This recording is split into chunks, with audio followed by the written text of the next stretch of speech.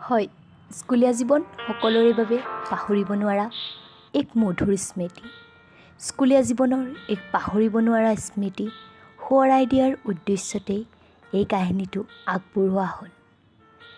সেইদিনা মোৰ 27th birthday আছিল আৰু এইটোৱেই ঘৰৰ পৰা আঁতৰত থকা মোৰ প্ৰথম জন্মদিন। ডাঙৰ চহৰত ডাঙৰ চাকৰি, কিছু লাভ আছে যদিও কিছু লোকচানো আছে। যোৱা 2 মাহত ইয়াৰ লাভালাভৰ বিষয়ে মোৰ জ্ঞাত হৈ গৈছিল, কাৰণ সম্বন্ধীয় ওচৰ চুবুৰীয়াৰ মাজত মোৰ ভেলু বাঢ়ি গৈছিল।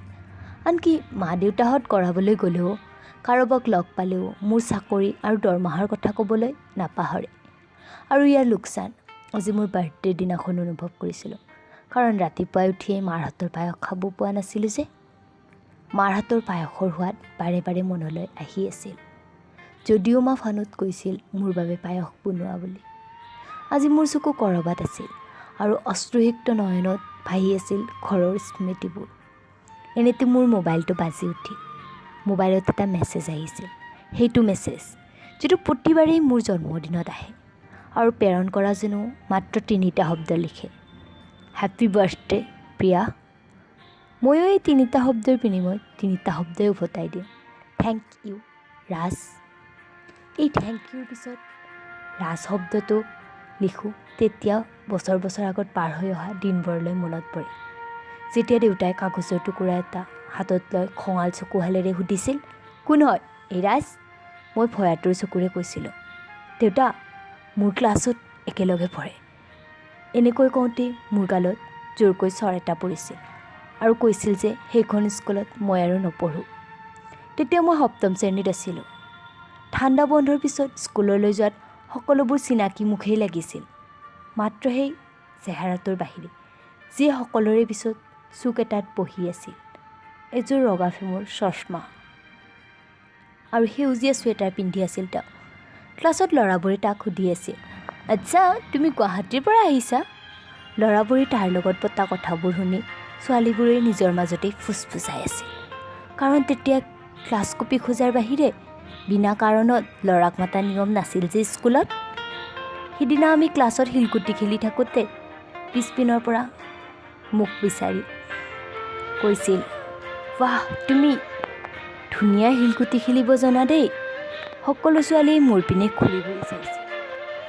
কোনোৱে একো নোকোৱাৰ আগতে মই কৈছিলোঁ, নাজানো কোনে, পাগল কৰবাৰ।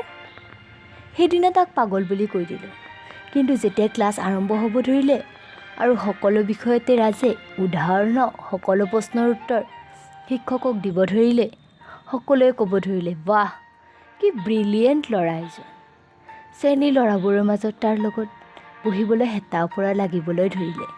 যিহেতু ছোৱালীবোৰে এনেকুৱা কৰিব নোৱাৰে, সেয়ে তেওঁলোকে কোৰ্চ অসম্পূৰ্ণ হৈ থকা বুলি তাৰ পৰা বহি খুজিছিল। কিন্তু মই এনেকুৱা কৰা নাছিলোঁ, কাৰণ ৰাজৰ পাগলতালিয়ে মোৰ পৰা এটা বস্তু কাঢ়ি লৈছিল। ৰাজক মই বেয়া পোৱা কাৰণটো আছিল ডাষ্টাৰ আৰু চক পেঞ্চিল ৰখাৰ উপৰিও হোমৱৰ্কৰ বহি গোটোৱা কামটো হিন্দী ছাৰে মোৰ পৰা নি ৰাজক দি দিছিল। যিদিনা মোক আঁতৰাই তাক ক্লাছৰ মনিটৰ বনাই দিছিল, সেইদিনাটো মোৰ তেজ গৰম হৈ গৈছিল। ক্লাছত যেতিয়া তাৰ আৰু মোৰ চকুৱে চকুৱে পৰিছিল, সি মিচিকাই হাঁহি দিছিল আৰু মই ঘোপাকৈ তাৰ পিনে চাইছিলোঁ। কিন্তু সেইদিনা মোৰ পিনে চাই থাকোঁতে সি হাঁহি মাৰিছিল আৰু মই তাৰ পৰা চকু আঁতৰাব পৰা নাছিলোঁ। সমাজ বিজ্ঞানৰ ছাৰে যেতিয়া মোগল সাম্ৰাজ্যৰ স্থাপনৰ বিষয়ে মোক ক'ব দিছিল, মই থিয় হৈ প্ৰথমতে খিৰিকীলৈ চালোঁ, খিৰিকীৰ বাহিৰৰ পথাৰখনত ঘাঁহ খাই থকা গৰুটোলৈ। ঐ ছোৱালী, তোমাৰ মনোযোগ ক'ত? তৎফত খাই মই ক'লোঁ, মোগল সাম্ৰাজ্য চাহজাহানে প্ৰতিষ্ঠা কৰিছিল। ছাৰৰ খংটো চুলিৰ আগ পাইছিল। ছাৰে এচাৰি পাত লৈ মোৰ পিনে আগবাঢ়ি আহিল। ভয়তে মোৰ বুকু ধুৰ ধুৰকৈ কঁপিব লাগিল। এনেতে পিছপিনৰ পৰা এটা মাত আহিল, ছাৰ ক্লাছ শেষ হোৱাৰ বেল বাজিল। ছাৰে ক'লে, কেতিয়া বাজিল? মইতো শুনা নাই। ছাৰে ক্লাছৰ বাহিৰলৈ চাই দেখিলে ক্লাছৰ বাহিৰ একেবাৰে নিঃশব্দ হৈ আছে। সকলোবোৰ শ্ৰেণীত শিক্ষকে পঢ়াই আছে। ছাৰে বুজিলে ৰাজে তেওঁক ভেঙুচালি কৰিছে। তেওঁ মোৰ পৰা আঁতৰি তাৰ ওচৰলৈ গ'ল। তাৰ হাতখন ছাৰৰ বেতৰ কোবত ৰঙা হৈ গৈছিল। তথাপিও সি মোৰ পিনে চাই মিচিকীয়া হাঁহি মাৰি আছিল। সি যেন ক'ব খুজিছিল, তোমাক মাৰ খোৱাৰ পৰা বচাবলৈ মই মিছা মাতিছিলোঁ। তেওঁৰ এই চাৱনিত মই কেৱল হাঁহি মাৰি দিয়াই নহয়, অলপ লাজো লাগিছিল। অনুভৱ কৰিছিলোঁ যৌৱনে যেন মোকো আমনি কৰিছে।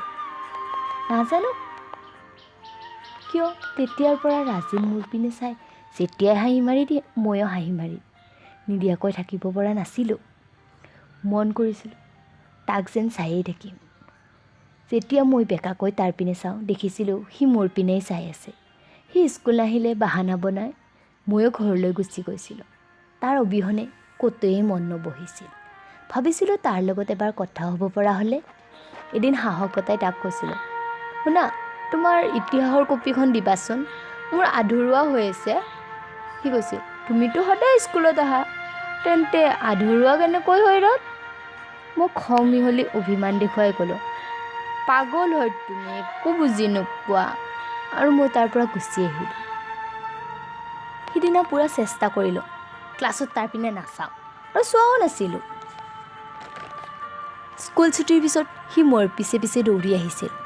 তাৰ হাতত এটা কাগজৰ টোপোলা আছিল। সি ক'লে, এইটো লোৱা। মই খং দেখুৱাই ক'লোঁ, কি দিছা এয়া? সি ক'লে, লোৱাচোন। এনেকৈ কৈ সি কাগজৰ টুকুৰাটো মোৰ হাতৰ গুজি দিলে আৰু গুচি গ'ল। টোপোলাটো দিওঁতেই তাৰ হাতখন যাতে মোৰ হাতত লাগি নাযায় তাৰ প্ৰতিহে লক্ষ্য ৰাখিলে। যদি মোৰ ভিডিঅ'টো ভাল লাগিছে লাইক কৰক, কমেণ্ট কৰক, শ্বেয়াৰ কৰক আৰু প্লিজ ছাবস্ক্ৰাইব কৰি দিব। কাৰণ আপোনালোকে ছাবস্ক্ৰাইব কৰিলেহে এনেকুৱা ভিডিঅ' বনাব উৎসাহ পাওঁ।